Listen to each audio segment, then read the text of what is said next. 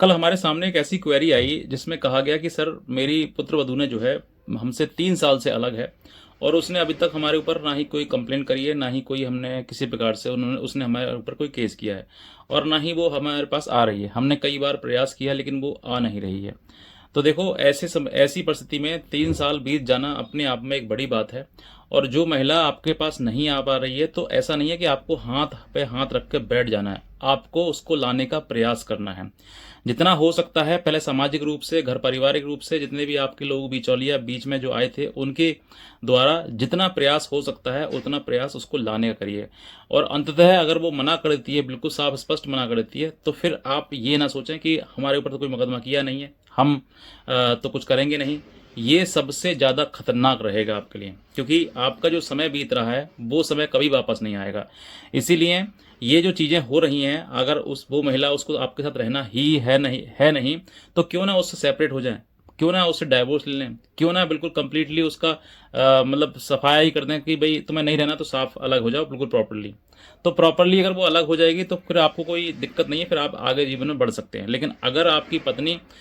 मायके में बैठी है, सालों साल बिता दे रही है, वो आ ही नहीं रही है, आपने हर प्रयास कर लिया, सब तरीके से आप फेल हो गए, लेकिन फिर भी वो नहीं आ रही है और वो साफ साफ मना कर रही है मैं तुम्हारे साथ में नहीं रहूंगी, तो फिर ऐसी महिला से बिल्कुल सेपरेट किनारा करना बहुत आवश्यक है। वरना हाथ पे हाथ रख के बैठे रहोगे और सोचोगे कि साहब हमारे पास कोई मुकदमा नहीं किया है, हम पे कोई परेशानी नहीं है, हमें कोई टेंशन नहीं है, जैसा हो रहा है चलने दीजिए। तो मैं कहता हूँ इससे ज़्यादा खतरनाक समय आपका कोई नहीं हो सकता है। ये जो आराम और आसानी का समय है आपके ऊपर कोई मुकदमा नहीं, कुछ नहीं है, तो आप ये समझ लीजिए कि आप लग रहा है आज आपको आसान है ये, लेकिन आने वाले समय में ये आसानी बहुत ज़्यादा मुश्किल में तब्दील हो जाएगी।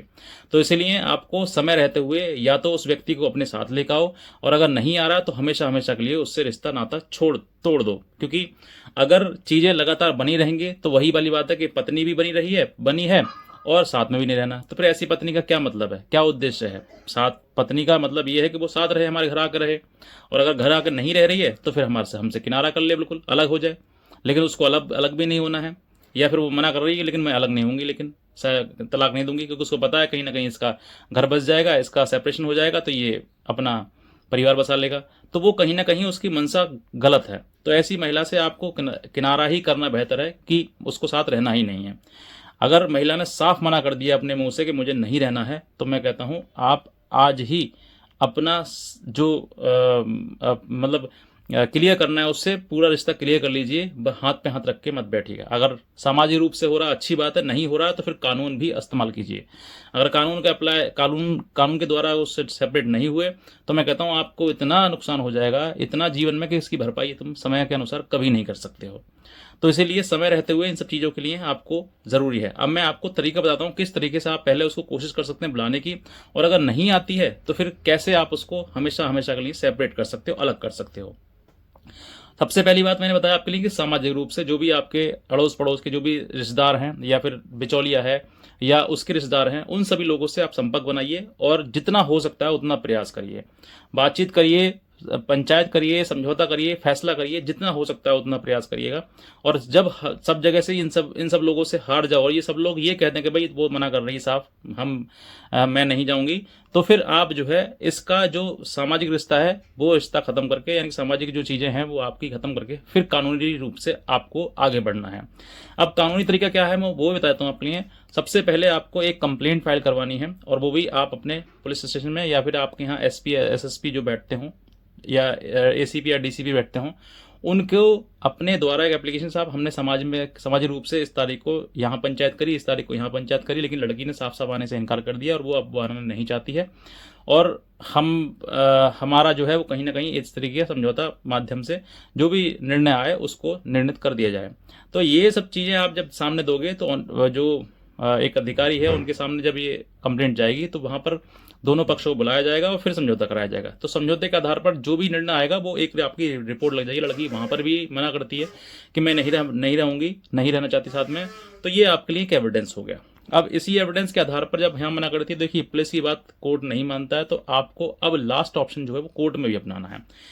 एक तो कुछ लोग आपको एडवाइस करेंगे कि सेक्शन 9 का मुकदमा कर दीजिए, तो मैं कहता हूं जब उसने साफ साफ मना कर दिया, आपको पता है कंफर्म है कि सब वो रहना ही नहीं है उसको साथ में आपके, तो सेक्शन 9 में 3-4 साल और समय और पैसा बर्बाद करने की क्या आवश्यकता है। आप सीधे ही ऑनेबल हाई कोर्ट के समक्ष आप जाएं और वहां पर हेवियस कॉर्पस नाम से रिट फाइल करें और स्पष्टली बता दें कि साहब ये लड़की इस तरीके से ये यहाँ मना कर रही है आने के लिए, और इन ये जो है किस तरीके से है, माता किसके कहने में है, बहकावे में है, माता के पिता के क्या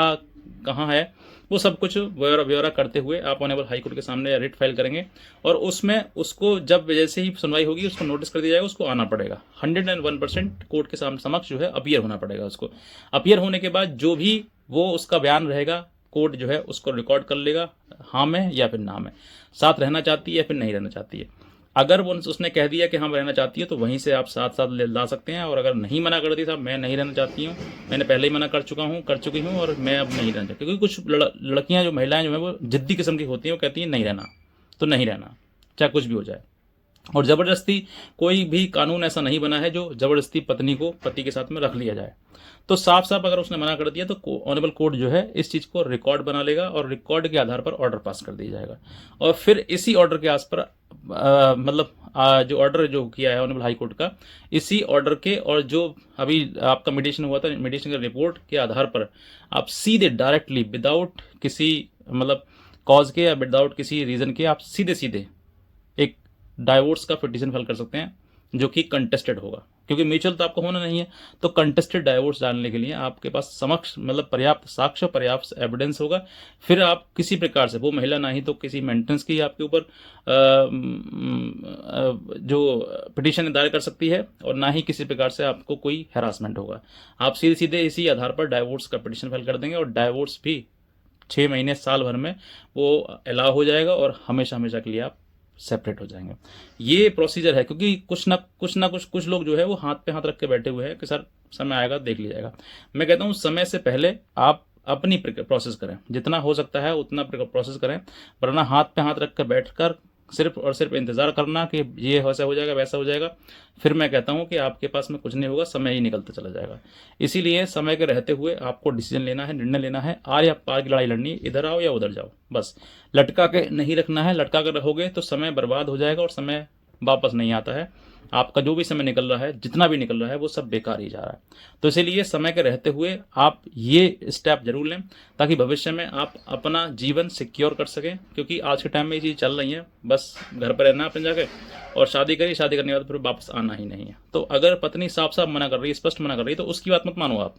कोर्ट में अगर उसने बात की है, कही है, कोर्ट में अगर उसने अपना डिसीजन, निर्णय दिया है, अपना स्टेटमेंट दिया है, वही मान्य होगा। वरना आप सोचो कि भाई मेरे से फ़ोन पर उसने कह दिया, मैंने रिकॉर्ड कर लिया, ये रिकॉर्डिंग या फ़ोन ये सब चीज़ें नहीं चलती हैं। कोर्ट मांगता है एविडेंस, और कोर्ट में एविडेंस अगर उसने एक बार स्टेटमेंट दे दिया तो फिर ये एविडेंस और स्टेटमेंट आपका हमेशा हमेशा के लिए बरकरार रहेगा। इसीलिए कहता हूँ कि समय रहते हुए डिसीजन लीजिए, हार या पार की लड़ाई करिए, और जितना हो सकता है उतना समय रहते हुए जल्दी से जल्द कर लीजिए, वरना लंबा समय टेकने के बाद सोचो कि भाई मेरे पास कोई मुकदमा नहीं हुआ, मुझे कोई परेशानी नहीं है, आपत्ति नहीं है, तो फिर ये आपत्ति आपको बढ़ चढ़ के आएगी और समय के बाद आएगी। इतने कहना चाहूँगा, कोई भी लीगल हेल्प अगर आप चाहते हैं तो हमारे दिए हुए नंबर पर हमें संपर्क करते हैं और हमारी लीगल हेल्प भी ले सकते हैं। आज का वीडियो देखने से बहुत धन्यवाद।